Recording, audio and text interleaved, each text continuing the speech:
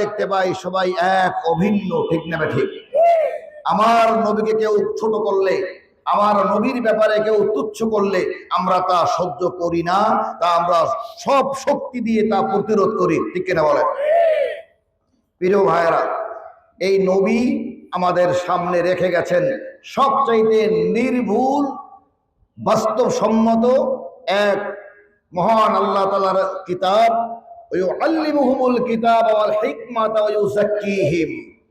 আল্লাহ এটাই বলেছেন, হে নবী, আপনাকে প্রেরণ করেছি এজন্য যে আপনি শিক্ষা দেবেন, আমার পাঠানো কিতাবকে আপনি লোকদের শিক্ষা দিবেন।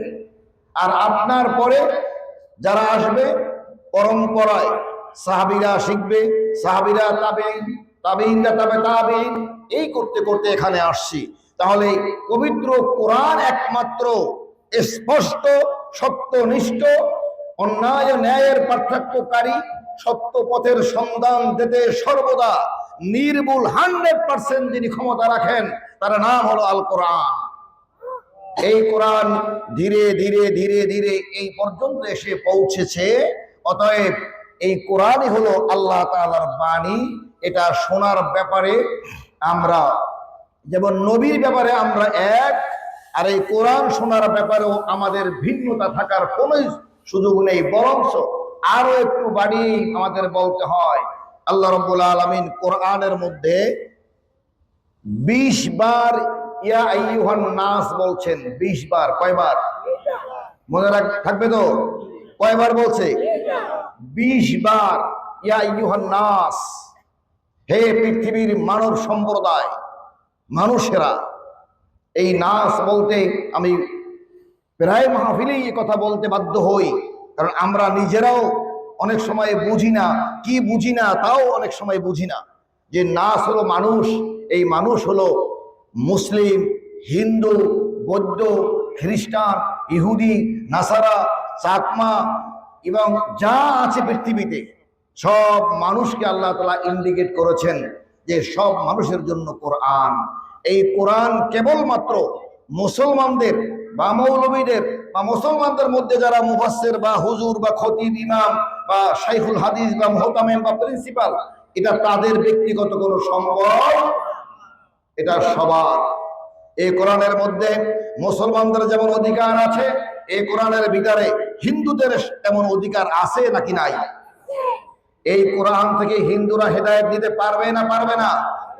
এই কোরআনের যে কথাগুলো আছে তাতে হিন্দু ধর্মের কিতাব পদ্ম পুরাণ, তাদের কিতাব রামায়ণ, তাদের কিতাব গীতা, তাদের কিতাব মহাভারত এবং ওল্ড টেস্টামেন্ট, নিউ টেস্টামেন্ট, যদি খ্রিস্টানদের কোনো কিতাবও আমরা একত্র করি আর ইহুদিদের কিতাব একত্র করি, তাহলে সব কিতাবের মধ্যে খুঁজে পাবো যে এই কোরআনকে সবাই সমর্থন করে। সুবহানাল্লাহ।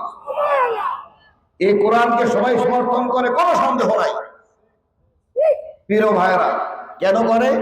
কোরআন এইভাবে সত্য কথা সামনে তুলে এনেছে, যা একজন হিন্দু মানুষও তার বাড়ি বসে তাকিয়ে দেখে, সে যা দেখে তা কোরআনের মধ্যে খুঁজে পায়। তখন সে বলতে বাধ্য হয় যে হ্যাঁ, কোরআন যা বলেছে ঠিকই বলেছে, সত্য বলেছে।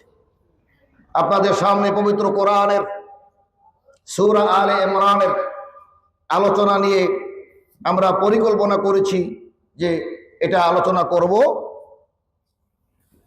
প্রথমত আমাকে জানানো হয়েছিল যে আমরা 3 দিনে টোটাল সূরাটাকে আমরা উপস্থাপন করব। সেই আলোকে আমি বিভিন্ন জায়গায় মাহফিল করার ফাঁকে ফাঁকে কিছু নোট তৈরি করেছিলাম। এরপরে শুনলাম না, গত বছরও হয়েছে, এই জন্য 11, 12, 13, 14 এই 4টি রুকু আলোচনা হবে। আমার জন্য বলা হয়েছে 12তম রুকু। সেই রুকুর আগে আমি আপনাদের সামনে পেশ করব এভাবেই, যাতে আপনারা সহজে 12তম রুকু থেকে, এবং আমি যেটা চিন্তা করেছি আপনাদের জন্য যে শুভ সংবাদ সূরা আলে ইমরানের, সেই বিষয়গুলোকে আপনাদের সামনে আমি তুলে ধরতে চাই। আল্লাহ রাব্বুল আলামিন যদি আমাদেরকে বসার ধৈর্য সহকারে শোনার তৌফিক দান করে, নিশ্চয়ই আজকের এই রাতের আলোচনা থেকে আমরা পবিত্র কোরআনের সূরা আলে ইমরানের ভিতর থেকে মূল্যবান যে কথাগুলো আছে তা আমরা জানতে পারবো ইনশাআল্লাহ। আপনারাও শোনার জন্য অপেক্ষা করবেন, কি বলেন? ঠিক না ঠিক? আল্লাহ তাআলা সকলকে সেই তৌফিক দান করুন, সকলে বলুন আমিন।